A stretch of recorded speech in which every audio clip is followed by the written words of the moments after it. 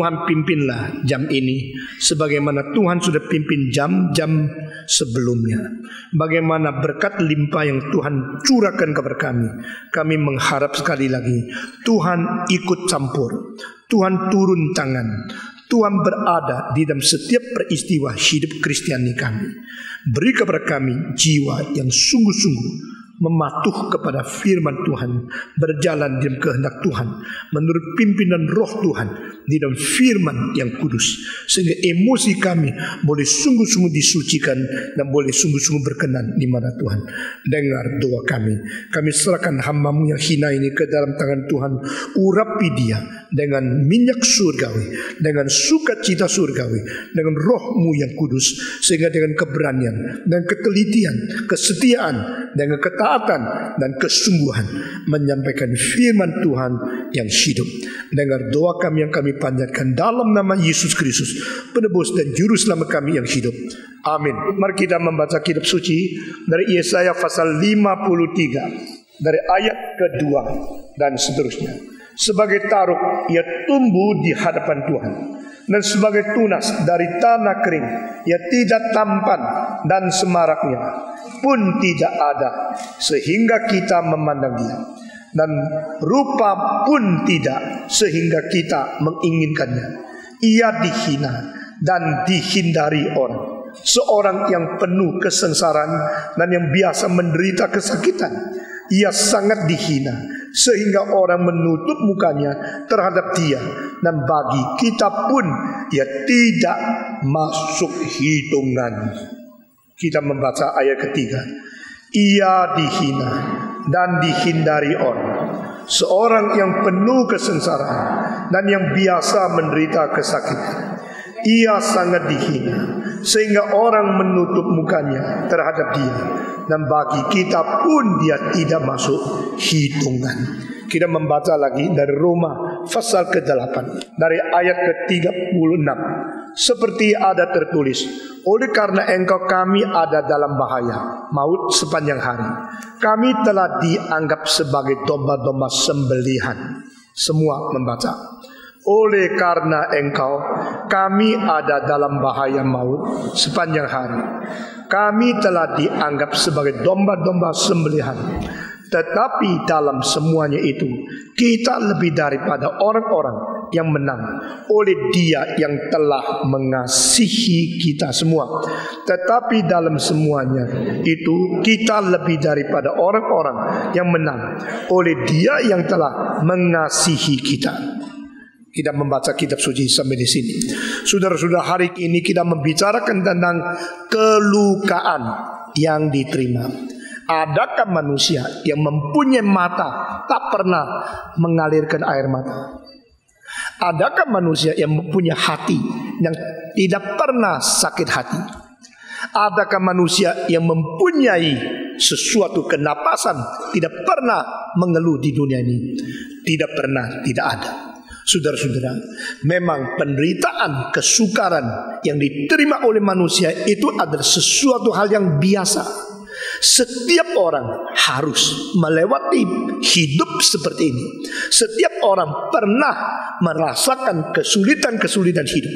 Setiap orang pernah merasa dirugikan, pernah menderita, pernah mempunyai kesedihan, tapi dilukai orang. Ini semacam penderitaan yang khusus.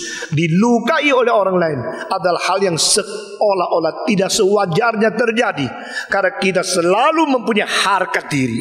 Kita selalu mempunyai harga diri. Kita selalu mempunyai nilai diri yang di dalamnya menjadi sesuatu eksistensi, menjadi sesuatu kesadaran di mana kita berada hidup terus di dalam dunia ini. Pada waktu kita diganggu, pada waktu kita dilukai, berarti goncanglah harkat itu, goncanglah penilaian diri itu. Saya orang yang hormat, saya orang yang baik-baik, saya orang yang seharus dihormati oleh orang lain. Mengapakah sekarang saya menjadi tidak mendapatkan kehormatan itu? Dan pada waktu terjadi hal seperti ini, pengeluhan sedalam-dalamnya terjadi di dalam jiwa seseorang.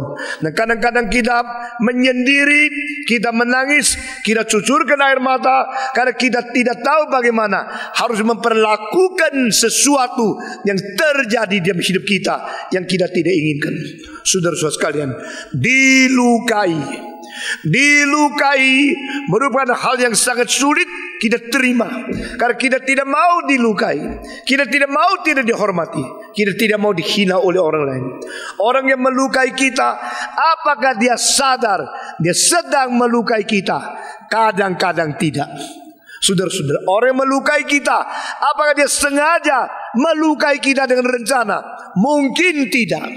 Orang yang melukai kita, apakah dia betul-betul mengerti bahwa orang lain menerima perkataan seperti itu dan cara seperti itu merupakan sebuah penghinaan yang mendapatkan kelukaan? Mungkin dia tidak tahu. Saudara-saudara, tapi hal ini mengingatkan kembali, di dalam hal kita memperlakukan orang lain, mungkin juga secara tidak sengaja, secara tidak sadar, secara tidak terencana, kita sudah melukai orang lain. Itu sebab ini menjadikan suatu pelajaran yang penting, bagaimana kita mempunyai mutual relationship dengan others, bagaimana kita mempunyai fellowship dengan orang lain. Karena pada waktu kita melakukan orang lain, memperlakukan orang lain sewenang-wenang, waktu itu kita merasa kita sedang secara hak yang penuh kita mempergunakan kebebasan kita. Tapi saudara-saudara, kebebasan kalau sudah dicemari oleh dosa, kadang-kadang kebebasan menjadi kebuasan. Kebebasan kalau sudah melebihi dari batas, kebebasan itu menjadi pelanggaran. Itulah sebab kita jangan lupa kita adalah orang berdosa. Kita mau tidak mau, kita berada di dalam pencemaran dosa asal diturunkan dari Adam. Itu sebab kita harus selalu mengawasi diri di dalam hal bagaimana melakukan segala sesuatu terhadap sesama kita masing-masing. Tuhan Yesus berkata kepada kita, jikalau engkau ingin diperlakukan bagaimana, perlakukanlah yang sama kepada orang lain. Engkau ingin dihargai, hargailah orang lain. Engkau ingin dihormati, hormatilah orang lain. Engkau ingin dikasihi, kasihilah orang lain. Di sini etika Kristen adalah etika aktif, bukan etika pasif. Konfusius mengatakan engkau tidak ingin diperlakukan bagaimana, jangan memperlakukan yang sama kepada sesamamu. Di situ etika pasif, engkau tidak mau dihina oleh orang lain, janganlah engkau menghina orang lain. Ini semua disebut sebagai religious or ethical golden rule. Adalah satu dalil yang emas, dalil emas daripada etika, dari moral. Setiap agama ada dalil emasnya. Dari Konfusianisme, jika engkau tidak ingin diperlakukan dengan cara bagaimana, jangan engkau melakukan orang lain dengan cara seperti itu. Golden rule daripada Immanuel Kant mengatakan, apa yang kau tidak inginkan sesuatu sikap menjadi sikap yang bersama dimiliki oleh seluruh dunia, jangan kau lakukan. Apa yang kau tidak ingin dalil itu menjadi universal, engkau sendiri secara pribadi jangan melakukannya. Saudara-saudara, ini semua adalah merupakan pikiran-pikiran manusia yang paling top, yang paling hebat, yang paling tinggi, yang paling klimaks. Tadi semua jatuh di dalam sudut negatisme, bukan sesuatu positif itu. Saudara-saudara, negatif dari Konfusius, negatif dari Immanuel Kant, negatif. Hanya di kalimat Yesus Kristus itu positif. Yesus Kristus yang memberikan dalil yang positif. Engkau ingin diperlakukan oleh orang bagaimana, perlakukanlah dengan cara yang kau ingin itu kepada orang lain terlebih dahulu. Di sini positif, di sini aktif. Itulah ciri khas dari etika orang Kristen. Saudara-saudara, kita selalu pasif. Dalam keadaan kalau orang baik sama saya, baru saya baik sama orang lain. Kalau orang benci saya lebih benci. Kalau orang jahat kepada saya jahatnya double. Saudara pernah dengar kalimat seperti ini? Pernah tidak? Saya orang yang seperti ini. Jangan-jangan engkau tidak baik sama saya. Kalau engkau tidak baik sama saya akan lebih tidak baik kepada kamu. Coba lihat, baru tahu lu gua ini siapa. Kalau orang semua tahu lu siapa, jadi apa? Besar. jadi agung, jadi orang hebat. Tidak, baru tahu lu galaknya seperti itu. Saudara-saudara, kalau kamu baik sama saya lebih baik. Kamu jahat sama saya lebih jahat. Itulah saya. Pernah dengar kalimat ini tidak? Pernah tidak? Bukan saya pernah dengar, pernah ngomong lu, saudara-saudara. Kamu sendiri pernah ngomong kalimat seperti itu. Berarti kita secara tidak sadar mengaku kita mempunyai kebencian yang aktif, tapi mempunyai cinta yang pasif. Kalau kamu baik sama saya, baru saya baik, pasif. Tapi kalau jahat sama saya, lebih jahat, aktif. Saudara-saudara, inilah dosa manusia. Inilah satu kefatalan, satu pengaruh daripada fall, kejatuhan Adam mempengaruhi seluruh dunia, sehingga kita melakukan kebaikan selalu pasif. Orang baik sama kita. Iya ya, kok dia baik gitu ya. Setelah dibaiki mulai mikir, mungkin motivasinya dia jahat. Cilakaan, saudara-saudara. Sudah dibaiki masih dipikirkan mungkin dia mau peralat saya kali. Mungkin dia memang ada orang melakukan kebaikan dengan umpan untuk memperlakukan engkau sebagai alat di dalam tangan dia. Memang ada. Tapi ada juga orang betul-betul baik sama kita.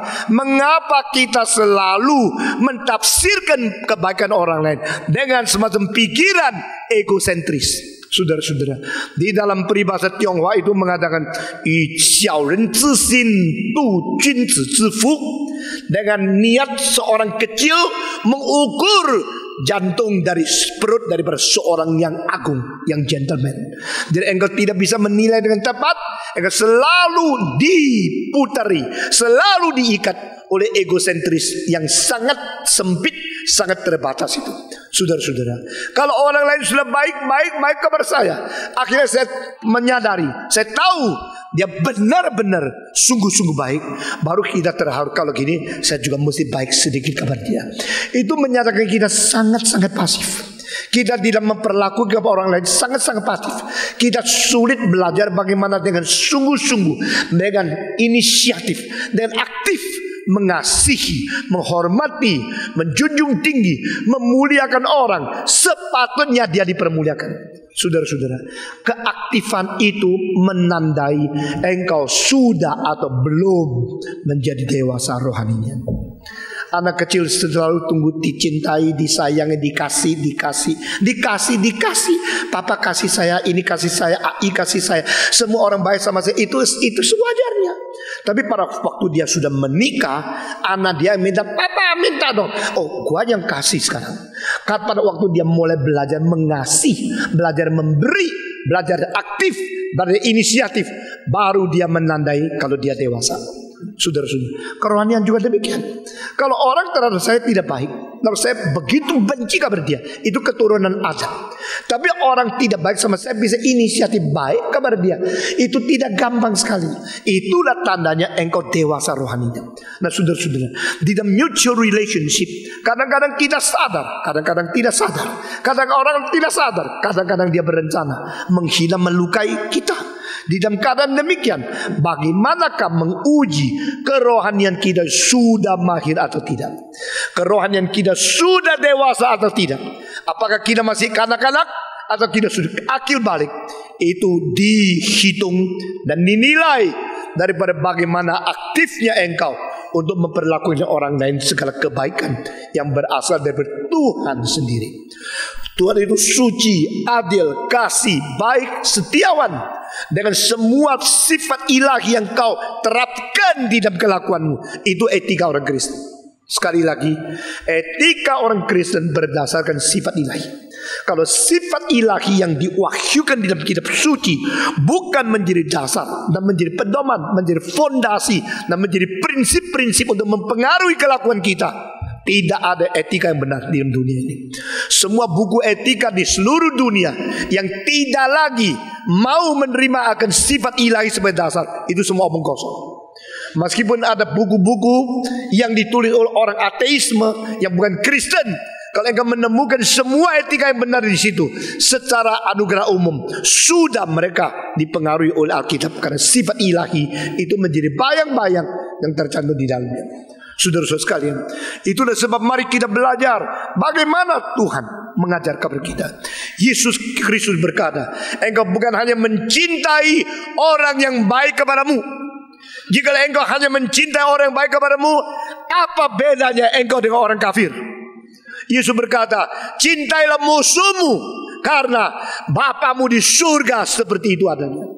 Engkau harus sempurna seperti Bapamu di surga, yaitu sifat ilahi diterapkan dalam hidupmu. Inisiatif mencintai yang melukai kamu, mencintai yang membenci kamu. Itu tidak gampang, tapi itulah Kristen, saudara-saudara. Jadi Kristen tidak gampang, jadi pendeta tidak gampang, jadi hamba Tuhan tidak gampang. Jangan kira hanya pintar khotbah itu hamba Tuhan. Belajar sifat-sifat yang diajarkan oleh Tuhan. Saudara-saudara sekalian, kadang-kadang kita kira kita sudah tahu banyak Alkitab, kita sudah tahu bagaimana bisa berkhotbah, atau kita bagaimana bisa bersaksi. Kadang-kadang di dalam satu peristiwa yang kecil, ternyata kita sama sekali belum lulus. Karena kita tidak tahan uji, kita tidak bisa diuji. Sedikit luka yang kita terima, kita sudah teriak-teriak. Tapi waktu kita melukai orang lain, kita tidak rasa. Kita tidak rasa kita melukai. Karena engkau bilang, saya tidak ada inisiatif, saya tidak rencana, saya tidak sengaja, saya tidak motif itu. Memang. Tetapi ada orang yang dilukai yang engkau tidak sadar. Itu bagaimana hitungnya? Karena saya tidak sadar, berarti tidak apa dong? Karena saya tidak sadar, saya tidak berencana. Maka kalau dia mati itu soal dia sendiri, karena saya tidak berencana. Saudara-saudara sekalian, begitu banyak orang yang tidak sengaja berbuat salah, mengakibatkan kefatalan orang lain. Dia tetap harus bertanggung jawab. Di Taiwan baru terjadi dalam beberapa bulan ini, kasih obat salah, pasiennya mati. Lalu bagaimana? Saya tidak sengaja kok. Saya hari itu kira itu obat ini saya suntik. Akhirnya dia mati, bukan urusan saya, karena saya tidak sengaja. Tidak bisa. Tetapi tuntut karena keteledoran, karena kurang peka, karena engkau tidak belajar dengan baik-baik, atau karena lihat salah. Tetap ada kewajiban bagi orang yang tidak sengaja. Ingat, itu sebab Daud berkata, ampunilah dosaku yang tidak nyata, yang belum dinyatakan. Saya lihat tidak ada. Karena saya lihat tidak ada, maka saya tidak mengaku. Karena tidak ada kok. Tidak ada dosaku itu. Kita selalu mengaku dosa kalau kita sadar. Kita mengaku dosa yang kita tahu itu dosa. Tetapi bagaimana dengan dosa-dosa yang kita kerjakan yang kita tidak tahu itu dosa? Apakah engkau tidak tahu maka dosa itu tidak ada? Apa engkau tidak tahu, tidak sadar itu dosa, maka dosa itu menjadi tidak ada? Tak bisa, saudara-saudara. Tuhan memperbolehkan Daud tulis kalimat ini. Ampunilah dosa-dosaku yang tidak nyata, yang tersembunyi. Karena saya tidak lihat, saya tidak menemukan. Karena saya tidak bermotivasi itu, saya kurang tahu itu, atau saya kurang belajar itu. Saudara-saudara, itu sebab setiap kali dengar khotbah yang teliti, mendapatkan sesuatu yang belum tahu. Jangan selalu merasa saya sudah tahu. Hal-hal yang kita belum tahu mungkin jauh lebih banyak daripada yang kita sudah tahu. Orang yang miskin rohaninya selalu menghitung apa yang dia sudah tahu. Orang yang kaya rohaninya selalu menebak apa yang dia belum tahu, dan mau hitung pun tidak bisa. Sehingga dia terus menanti ada pencerahan baru dari Tuhan supaya dia boleh maju. Saudara-saudara, jika kita terus hitung yang kita sudah ada, kita bodoh. Kalau kita terus menanti yang belum kita miliki, itulah rendah hati yang sungguh-sungguh. Rendah hati bukan satu cara keadaan yang kelihatan orang yang begitu baik dan hina. Bukan.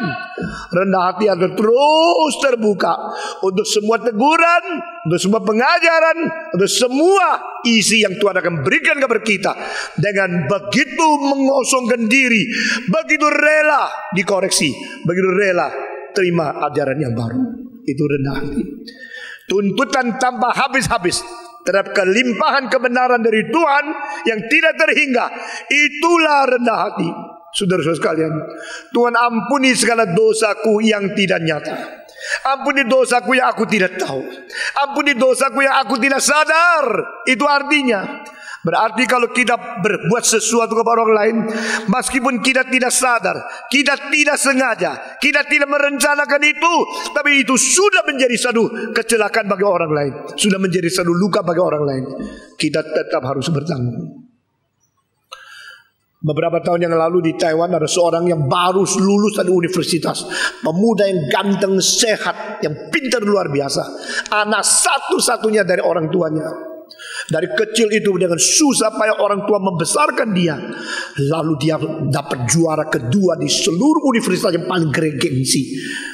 Pada satu hari dia naik mobil di tengah-tengah jalan tol. Datang dari belakangnya satu mobil yang begitu cepat, akhirnya tabrak dan orang itu mati langsung. Anak muda yang baru dapat juara 2 kemarin, baru lulus 1 hari, ditabrak mati. Ditemukan yang tabrak itu orang yang mabuk. Karena dia mabuk, dia setir. Setelah mabuk setir, bahaya sekali. Bukan secara membahayakan diri, membahayakan orang lain. Setelah ditabrak mati, sudah kabar memuatkan hal itu. Ibu dari anak yang mati itu menangis dengan air mata begitu banyak. Pengharapanku seumur hidup di dalam beberapa detik saja sudah melayang. Apa artinya saya hidup lagi di dunia ini? Kembalikan anakku, kembalikan anakku. Sejak kecil saya menggendong dia, sejak kecil saya memelihara dia, sejak kecil saya susah payah membesarkan dia. Kembalikan anakku. Siapa yang bisa mengembalikan? Bolehkah orang itu mana? Saya tidak sadar kok. Waktu saya karena alkoholnya terlalu banyak. Saya ada rencana kok. Saya tidak sadar kok. Saya tidak sengaja kok. Saya tidak bermotivasi berbaik, maka saya tidak berdosa. Tak bisa. Saudara-saudara, mari kita belajar hal mengenai luka dan dilukai. Waktu kita dilukai, kita rasa sedih. Tapi yang melukai mungkin ketawa-ketawa. Waktu kita dilukai, kita rasa rugi sekali. Tapi yang melukai rasa enak itu haknya dia. Hak kebebasan sudah dipakai oleh manusia secara sewenang-wenang setelah kejatuhan Adam. Secara manusia tidak sadar sendiri. Semua pemakaian kebebasan itu dipakai secara tidak sadar dengan sesuatu keadaan egosentris yang tidak dinilai lebih lagi. Itulah sebab kita perlu pencerahan daripada sinar cahaya Tuhan.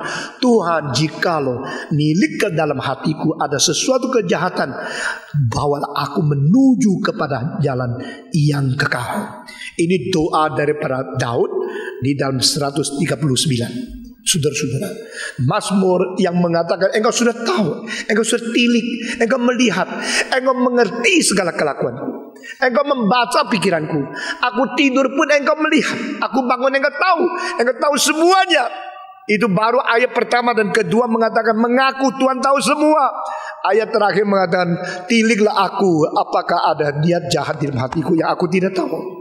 Kalau Tuhan sudah tahu, kenapa suruh Tuhan tilik lagi?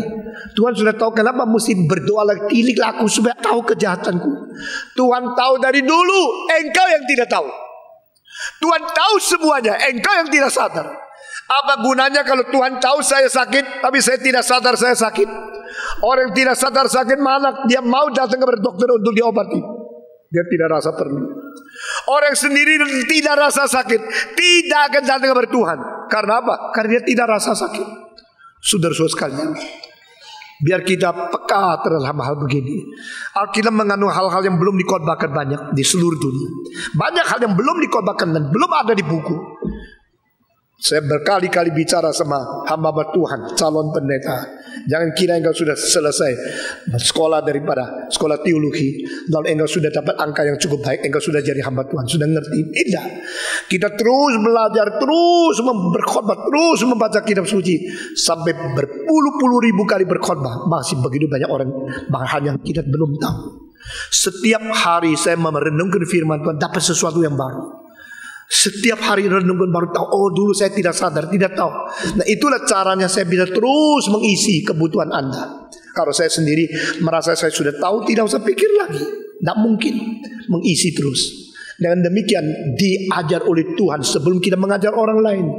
Betul-betul dicerahkan oleh Tuhan sebelum kita minta Tuhan mencerahkan orang lain. Dan di sini kita menjadi seorang yang terus maju dalam kebenaran. Saudara-saudara, berapa kali orang jatuh, orang rugi karena kelakuan kita yang kita tidak sengaja. Kita tidak bisa hidup karena tidak sadar. Tidak sadar bagaimana hidup, tidak sadar bagaimana bisa minta ampun, tidak sadar mana bisa mengaku dosa. Maka dosa-dosa yang kita akui hanya terbatas daripada dosa-dosa yang kita tahu. Bagaimana dengan dosa-dosa yang kita sendiri tidak tahu? Siapa yang bisa mengampuni kita? Itu sebab saudara-saudara perlu kemurahan Tuhan yang lebih daripada pengertian, kesadaran, pengetahuan kita yang terbatas.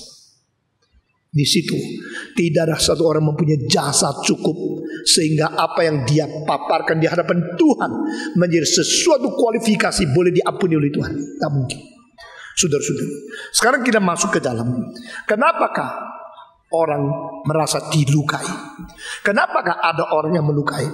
Engkau dilukai oleh orang lain ada dua macam. Satu, mereka melukai engkau secara tidak sadar. Kedua, mereka sengaja melukai kamu. Kalau orang memperlakukan aku secara tidak sadar, tapi aku luka, tidak berarti dia tidak bersalah. Tetapi aku jangan selalu mempersalahkan dia, karena dia tidak sadar. Orang yang tidak sadar dan sifatnya selalu melukai orang lain, itu harus dikasihani, bukan dituntut. Didoakan syafaat, bukan dimaki-maki.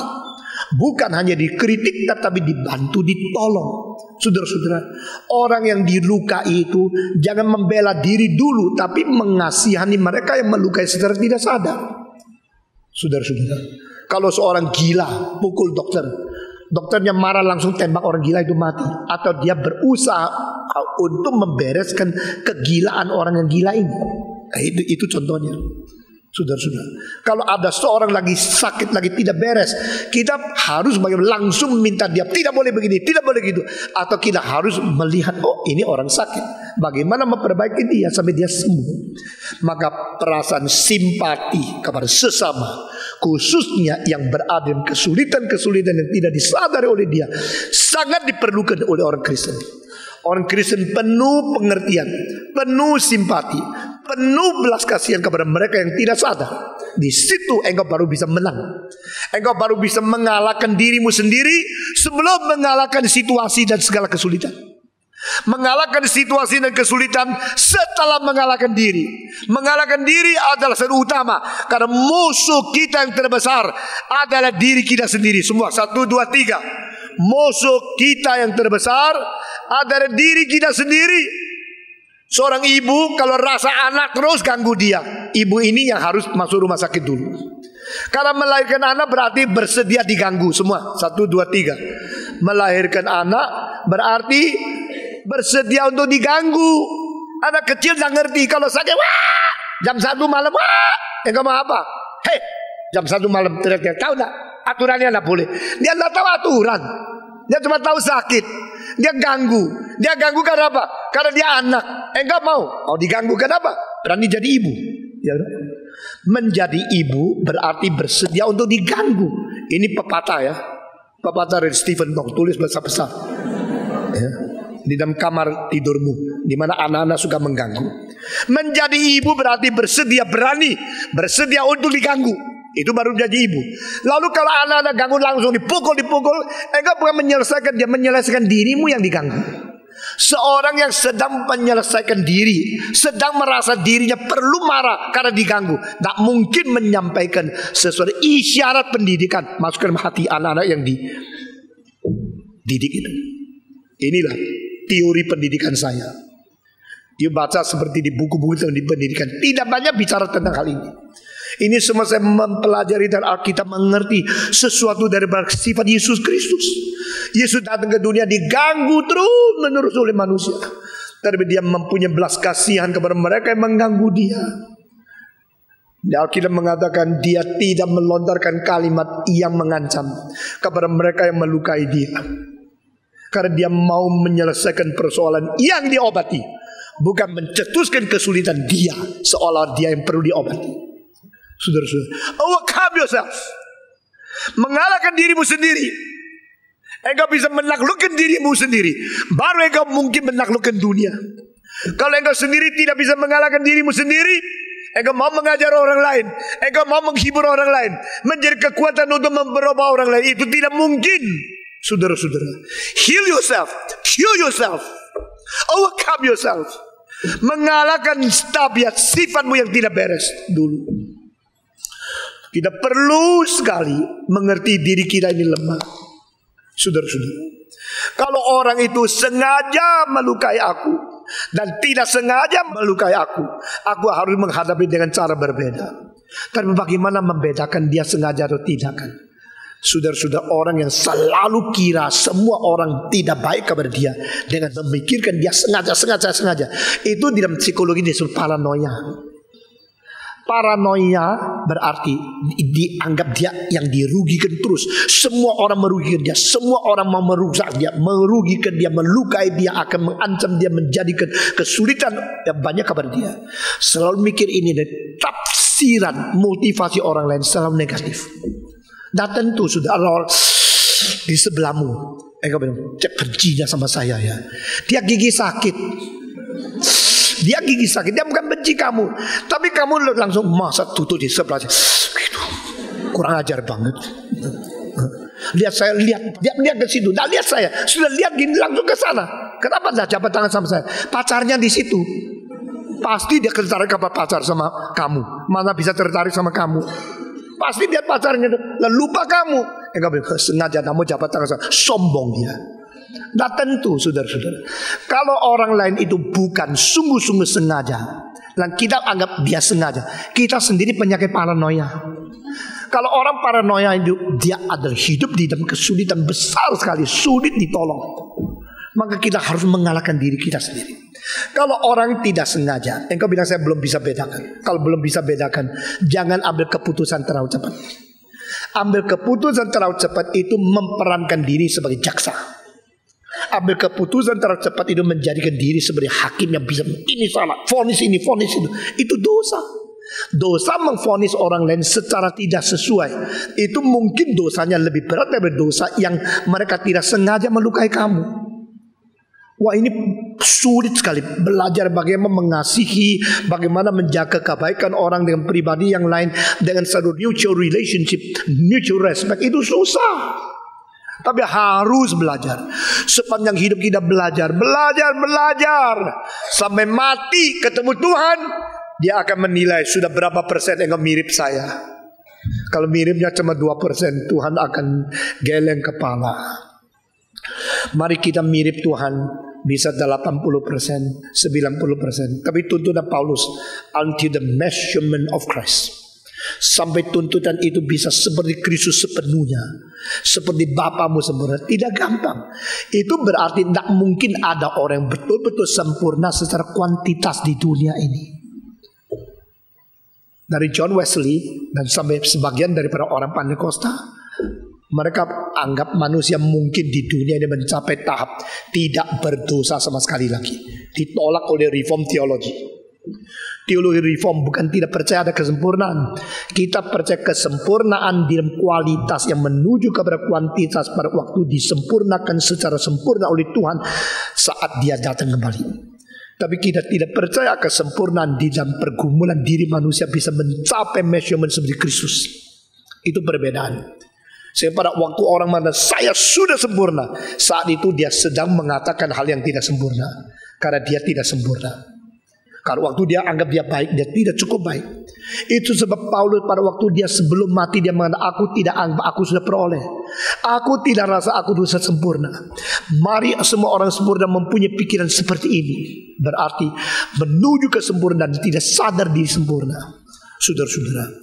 Nah kalau orang itu sengaja melukai kita, kira-kira ada sebab berapa? Kita menganalisa. Pertama, karena engkau dirasakan dia menyayangi dia. Nah, manusia selalu tidak mau disaingi. Manusia paling senang kalau dirinya ngetop. Di Singapura saya kalau lihat satu anak umur 5, kalau dia di pinggirnya papa pakai seatbelt, binamawan. Papanya setir sudah cepat. Dapat ada satu lagi. Go, sepas. Anak itu terus suruh papanya di dalam apapun selalu number 1. Sudah number 1, ketemu satu lagi. Why number 2? Dia bilang number 1. Bagi lagi ke muka. Papanya terus mengejar. Anak seperti besok jadi apa saya tidak tahu ya. Tapi itu sifat manusia. Kelihatannya alim sekali, tapi jiwanya ambisi luar biasa. Number 1. Di mobil number 1. Saya tanya dia, kamu studi number 1 enggak? Di kelasmu angkamu number 1? Enggak. Kenapa di highway mau number 1? Ketawa dia. Dia mau number one. Nah kalau engkau sudah number one sekarang disaingi oleh orang lain. Oh kok saing aku ya. Berani kamu saing aku. Nah saudara-saudara, kalau engkau dilukai oleh orang lain karena engkau dirasakan sedang menyaing dia, yuk jangan sedih. Karena apa?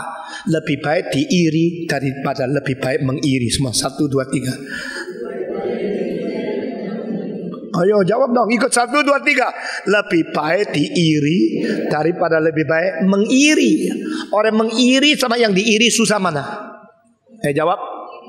Sudah pernah ada pengalaman kan? Mengiri orang lain itu susah luar biasa. Diiri juga susah, tetapi tidak lebih susah daripada mengiri. Kalau engkau diiri berarti engkau ada kelebihan. Di dalam hal itu jangan membenci orang mengiri, tapi kasihan mereka. Ingat ya, kalau engkau diiri berarti engkau ada kelebihan. Kalau kelebihan itu anugerah Tuhan. Anugerah Tuhan, jangan engkau mencela orang mengiri, tapi kasihan mereka. Tapi kenapa engkau bisa diiri? Diirinya karena dua sebab. Memang kualitas tinggi. Kedua, karena sikapnya terlalu menyolder diri. Yang dua ini yang tidak beres. Di dalam perjalanan yang besar, supaya saya bisa lihat jauh, saya buka lampu dim yang jauh sekali. Itu kebebasanku.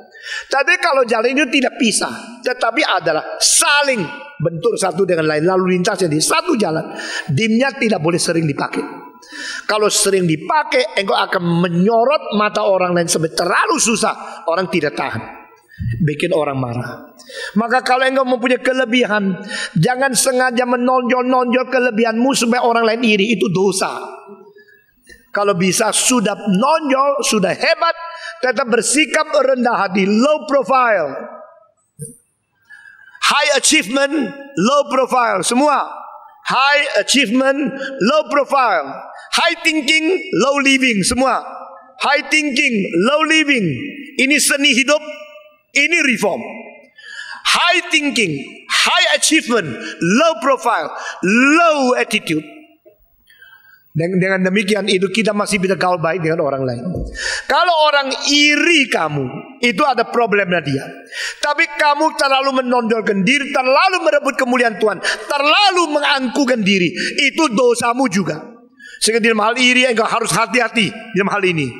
Kedua, orang itu melukai kamu mungkin karena dia adalah orang yang salah ngerti sehingga melukai kamu. Engkau difitnah oleh orang lain sehingga orang itu mempunyai tanggapan yang salah, mempunyai pikiran konsep yang salah tentang kamu. Maka dia melukai kamu, menyerang kamu. Saudara jangan terlalu cepat membalas dendam. Jangan terlalu cepat ulur tangan untuk mengaturkan hal ini. Coba diselidiki dulu, kenapa sampai orang itu begitu tidak baik kepada saya. Kenapa saya dilukai? Kalau mengetahui itu hanya karena salah mengerti, maka engkau saudara-saudara di dalam dua hal ini. Pertama, kita tidak sembarangan membela diri. Kedua, kita tidak boleh kebajikan kita difitnah orang lain. Ini adalah ajaran Alkitab. Jangan sampai kebajikanmu itu difitnah oleh orang lain. Jangan mau. Kalau engkau baik tapi difitnah, engkau berhak membela diri. Tetapi sambil di dalam dua hal ini, tidak membela diri tapi juga tidak difitnah oleh orang lain, cara satu-satunya ada serahkan sama Tuhan dan taat waktunya Tuhan. Nah ini satu hal yang sangat sulit. Serahkan kepada Tuhan berarti otoritas vonis tidak padaku. Berarti Tuhanlah hakim terakhir. Kedua, waktunya bukan saya tentukan, waktunya Tuhan tentukan. Kadang-kadang dilukai orang itu tidak bisa dijelaskan, dan akhirnya engkau mesti sabar tunggu bertahun-tahun. Waktu Tuhan belum sampai. Terlalu cepat membela diri, terlalu cepat menyerang orang lain, membuat hal-hal itu lebih ruwet, lebih susah lagi. Tidak ada gunanya. Saya kira di dalam hidup gerejawi berpuluh-puluh tahun saya melihat antara anggota dan anggota majelis dan majelis pendeta dan penginjil-penginjil dan majelis tua-tua dan anggota-anggota dan pendeta selalu terjadi perselisihan sulit dibereskan, sulit diperdamaikan. Apa sebab? Karena selalu tidak mau tunggu waktunya, terlalu cepat, terlalu gesa-gesa mau mempercepat untuk pembelaan diri.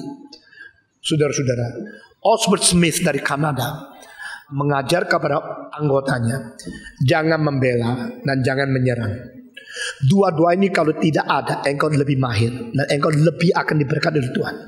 No attack, no defense. Engkau jangan terlalu mendefend diri. Orang yang defend diri dibenci oleh orang banyak. Karena mereka kalau sudah melukai engkau, mereka tidak mau kalau isu mereka dianggap salah. Engkau mendefend berarti pasti iya benar dia yang salah. Manusia tidak bisa memenangkan jiwa orang lain melalui perdebatan secara umum, bukan secara khusus. Khusus ada. Tetapi waktu engkau memenangkan perdebatan secara teori, kehilangan jiwa secara rohani, engkau rugi. Dan penginjilan juga begini. Orang lain mengatakan Yesus bukan Tuhan, engkau Yesus Tuhan. Akhirnya cara berdebat sampai engkau mau menang, mau pukul dia. Akhirnya tidak pernah menjadi dia orang Kristen. Tidak bisa. Tetapi kita mesti sabar, tunggu dengan bijaksana, tapi low profile, menyentuh ke hati nuraninya. Itu penting sekali. Saudara-saudara, ini semua pelajaran yang sulit sekali, tidak mungkin dipelajari di sekolah teologi. Ini harus di dalam hidup sehari-hari mengikuti Tuhan, yang betul-betul mempelajari daripada semua orang kudus-kudus dalam sejarah, dan khususnya teladan Kristus di dunia. Baru kita meresap, mengerti bagaimana cara memperlakukan diri dengan orang lain. Di Indonesia saya dicap oleh mungkin jutaan orang, pendeta yang tidak ada Roh Kudus. Lalu bagaimana? Saya membela diri? Tidak. Saya tidak usah bela diri. Lalu ada seorang yang mengatakan, kalau tidak Roh Kudus, kok bisa ya khotbah begitu terus berpuluh-puluh tahun? Karena versi mereka tentang Roh Kudus salah mengerti. Itu Roh Kudus katanya. Lalu bagaimana? Saya membela, saya attack? Tidak. Saya mengatakan banyak ajaran kurang benar. Itu saya memaparkan satu kebenaran. Nah ini harus koreksi. Kalau saya sebagai hamba Tuhan tidak koreksi dalam zaman ini jadi apa? Kalau zaman ini saya tidak tegas dan tidak membicarakan sesuatu untuk kembalikan doktrin yang benar, jadi apa? Saudara yang dulu tidak masuk ke gereja ini, saudara bisa mendengar kalimat-kalimat seperti itu. Saudara setelah ikut di sini bertahun-tahun, engkau tahu motivasi saya, ajaran saya itu apa? Tidak ada satu kalimat untuk meninggikan saya. Semua adalah membawa gereja kembali kepada firman, kepada Alkitab. Itu motivasinya. Tapi sulit. Saya meng-attack orang tertentu, pendeta ini tidak. No attack, no defense. Tetapi defend for truth, not defend for yourself. Jangan membela diri, belalah kebenaran. Memberitakan kebenaran dengan sungguh-sungguh jujur, dan sungguh-sungguh tepat, dan sungguh-sungguh sincere, yang betul-betul dari hatimu. Tuhan memberkati. Kalau orang salah ngerti, tidak apa-apa. Satu hari kalau dia sudah celing matanya, dia akan rasa sungkan sekali. Nah di sini saya minta sudah perhatikan cara terbaik untuk menghadapi orang yang melukai kamu, bikin dia sungkan. Wah ini teknik tinggi sekali, susah. Bikin sampai dia sungkan. Kalau dia sungkan, tidak usah engkau membela lagi, dia bertobat sendiri. Kalau dia lukai kamu dengan sengaja, akhirnya dia baru tahu dia salah. Dia sungkan sekali. Dia mungkin datang minta ampun sama kamu. Kalau tidak pun tidak apa-apa. Kalau kita tidak diminta ampun oleh orang luka sama kita, tidak apa-apa. Asal kita bisa mengampuni orang lain. Kalau kita diiri orang lain, tidak apa-apa. Asal kita tidak mengiri orang lain. Selalu pikir secara antitesis. Seorang menganalisa pikiran saya. He thinks and he speaks with antithetic thinking. Method of antithetic thinking. Ini seorang PhD di luar negeri. Bilang Stephen Tong banyak lain sama pendeta lain. Dia cara mikirnya selalu antitetik, sehingga ada keseimbang yang tidak dilihat oleh orang lain. Saya juga tidak tahu. Setelah ngomong gini saya pikir betul juga ya. Lalu mungkin enggak ya. Waktu saya bilang mungkin enggak, mikir lagi secara antitetik lagi. Saudara-saudara, betul. Banyak hal yang kita tidak mungkin bereskan selama hidup ini. Tapi kita serahkan Tuhan dan tunggu waktunya. Sehingga pada saat tertentu kalau Tuhan membela dan Tuhan menjelaskan itu, dia sungkan. Kesungkanan itulah salah satu bagian yang paling penting dalam kebudayaan. Seluruh Indonesia itu sebenarnya adalah bangsa yang begitu baik, yang mempunyai kesungkanan yang luar biasa. Tapi Indonesia kehilangan kesungkanan selama 30 tahun. Apalagi kalau lihat uang, tidak sungkan-sungkan. Tidak sungkan-sungkan merusak moral. Tidak sungkan-sungkan menghancurkan kebudayaan. Tidak sungkan-sungkan menarik orang dari presiden menjadi orang dihina oleh seluruh bangsa. Karena apa? Tidak sungkan. Sungkan itu penting. Sungkan, malu. Sungkan karena bersalah, sungkan karena tidak mencapai taraf yang diingin oleh Tuhan, hamartia. Sungkan karena tidak mencapai target, sungkan karena telah melukai orang lain. Kalau kesungkan itu menjadi satu hal yang kita pupuk terus, itu menjadi kebudayaan gerejawi yang indah. Boleh kita memimpin masyarakat, sungkan. Aduh, kok gitu ya. Saya berapa kali mau marah tidak jadi, tahan. Berapa kali dalam hidup saya itu dilukai orang lain, saya diam aja. Beberapa tahun kemudian orang itu sungkan sendiri. Sungkan sendiri lalu dia ketemu sama saya, jadi baik sekali. Waktu baik sekali saya hatinya pikir, nah usah baik lah, ya baik sama Tuhan saja. Saya memang tidak perlu dibaiki oleh orang lain. Tapi kalau engkau rasa saya seharusnya dihormati, terserah. Jangan lebih-lebih daripada kehormatan yang seharusnya saya terima itu saja. Sungkan. Orang itu kalau sudah sungkan berubah sendiri. Ini penting. Ketiga, engkau diiri atau disalah ngerti, atau engkau sengaja dihina karena standar dia lebih tinggi. Kadang-kadang kita dilukai karena orang yang mempunyai standar lebih tinggi dari kita. Mereka sewenang-wenang pakai standar itu mengukur kita. Oh, engkau lulusan mana? SMA. Cuma SMA. Waduh, luka dong. Ya. Yuk S3. S3, yuk SMA. Lain dong. Sama-sama S. Ada es batu, ada es krim, kan lain. Yuk SMA, SMU. Umum saya S3, doktor. Lalu dia mulai hari itu menganggap engkau orang remeh. Engkau luka. Waktu engkau luka, engkau mulai mungkin nyesel dulu kok selesai SMA dan sekolah lagi ya. Coba saudara-saudara. Yang paling lucu yang pernah saya dengar seumur hidup adalah seorang Itali yang menikah sama seorang Inggris. Perempuannya itu lulusan London University, MA. Tetapi pria ini orang Itali, akhirnya masuk ke Amerika dan dapat citizenship Amerika, lulusnya cuma BA. Lalu pria sama wanita kalau keker, kalau berselisih, lalu si pria ini sama rasa, mentang-mentang lu MA ya, gua cuma BA ya, lu S2 gua S1, maka you tidak taat sama saya. Dia tahan sampai umur 47 pergi ke Inggris dapat MA dia. Tinggalkan istri 2 tahun 3 tahun. Sesudah pulang dia bilang, sekarang sama-sama MA. Saya juga lulusan dari London. Baru dia rasa harkatnya, dia punya kedudukannya itu lebih sedikit tidak kalah sama istri. You punya MA kuno, dia bilang 30 tahun yang lalu. Saya MA paling modern. Sekarang you yang ketinggalan. Seolah-olah kalau dia tidak mendapat derajat yang sama, dia tidak bisa hidup. Seolah-olah dia terus rasa ditekan oleh istri karena istri lebih pintar. Maka sudah umur 47 tinggalkan istri, pergi sekolah 3 tahun pulang. Sekarang saya MA. Lucu tak? Saya kena pribadi. Tetapi setelah MA dia kira sudah selesai. Tidak, tetap keker. Tetap keker karena sudah biasa keker. Tetap berselisih. Sehingga saya tidak ngerti betul-betul. Saya lihat suami istri itu, saya tinggal di rumahnya, mereka geger gini. Apa gunanya? Engkau dapat MA, engkau dapat begini. Nah, orang tua ini hidup sampai umur 84 baru meninggal dunia. Istrinya meninggal lebih dulu. Setelah berhenti, istrinya sudah meninggal, baru berhenti geger. Jadi puji Tuhan kasih, dia tidak pernah sepi. Berpuluh-puluh tahun ada lawannya untuk geger. Kau dihina, kau rasa ada orang menghina kamu karena standarnya lebih tinggi. Kalau dia mempunyai standar lebih tinggi, engkau tidak usah marah, tidak usah hina, tidak usah menghina diri. Engkau mempunyai kelebihan dirimu yang diperkembangkan. Di Taiwan kita pakai tempat Presbyterian Church untuk expository. Dan itu pendeta seniornya berkata kepada saya, Pak Tong, saya tidak ada gelar doktor, tapi bawa saya ini asisten pendeta doktor dari St. Louis, dari Concordia, dari Westminster. Tapi saya sendiri cuma seorang biasa. Tidak apa-apa. Dan dia tidak minder. Dia mempunyai satu kerohanian yang begitu tinggi, sehingga semua yang mempunyai gelar doktor rela di bawah dia dan dipimpin dengan baik. Dia mempunyai bawa kerohanian.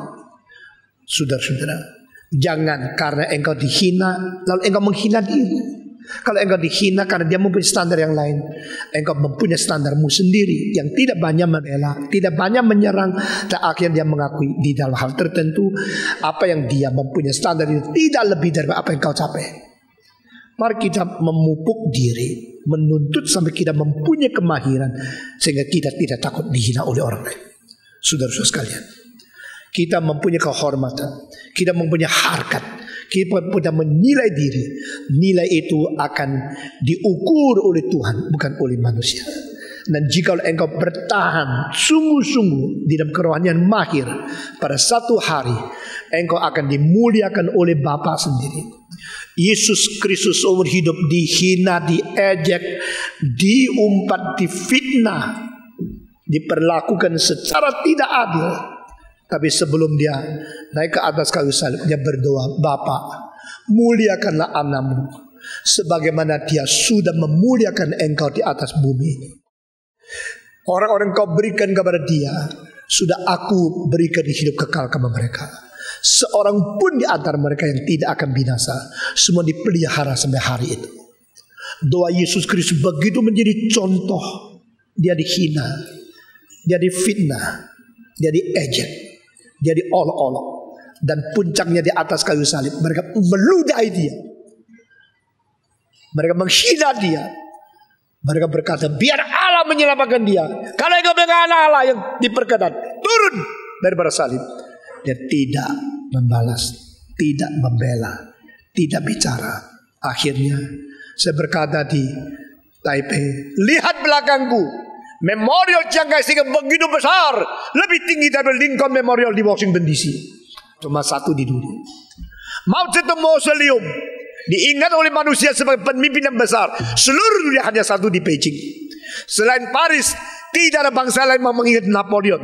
Karena ini orang sudah mempunyai kemuliaan besar, kuasa besar, dihormati lebih-lebih. Setelah mati, yaitu satu bangsa yang ingat. Yesus yang dihina, diejek, difitnah, dilukai terus-menerus, akhirnya diingat oleh semua bangsa. Lihatlah di seluruh dunia, di mana orang Kristen mengiringi Yesus Kristus, memuji dia, bersyukur kepada dia, menulis lagu yang lebih baik dan lagu kebangsaan apapun di dunia, lagu yang terbanyak daripada lagu bangsa apapun di dunia. Yesus dilukai dan dia mengetahui bagaimana menyerahkan kepada Bapa, bukan membela diri, bukan menyerang. Kiranya Tuhan mengajar kita mengerti hal-hal seperti ini. Mari kita berdiri bersama-sama. Bapa, terima kasih. Bapa, terima kasih. Bapa di dalam surga, beri terima kasih. Mari kita berdoa bersama-sama. Berdoa untuk diri kita sendiri. Berdoa kiranya Tuhan mengkuatkan kita, memberi kepada kita cinta kasih yang cukup dan kuasa rohani yang cukup untuk mengalahkan diri dan untuk menjadi pengaruh kepada orang lain. Mari kita berdoa bersama-sama. Semua buka suara berdoa. Bapa di dalam surga, kami berterima kasih untuk firman-Mu. Berterima kasih untuk contoh di dalam diri Yesus Kristus yang senantiasa menjadi teladan bagi kami, sehingga menjadi seorang yang menghadap, memberikan kekuatan kepada kami menuju ke kemahiran, menuju kepada kesempurnaan dan sungguh-sungguh. Berkati kami Tuhan selama kami hidup di dalam dunia. Beri kekuatan kepada kami untuk mengalahkan diri kami dan untuk mengerti semua kelemahan orang lain, sehingga kami secara inisiatif mengasihi, mengerti dan mengampuni serta memberikan berkat kepada orang lain melalui segala anugerah Tuhan. Dengar doa kami Tuhan. Kami berdoa khusus untuk mereka yang merasa dilukai. Kiranya Engkau sendiri memberikan pembalutan, memberikan penghiburan, memberikan kesembuhan, memberikan kekuatan di hidup kami. Dan kami belajar bagaimana mengampuni, belajar toleransi, belajar mengerti orang lain lebih daripada orang lain mengerti kami. Dengar doa kami Tuhan. Kami bersyukur dan berterima kasih dalam nama Yesus Kristus Juru Selamat kami yang hidup. Amin.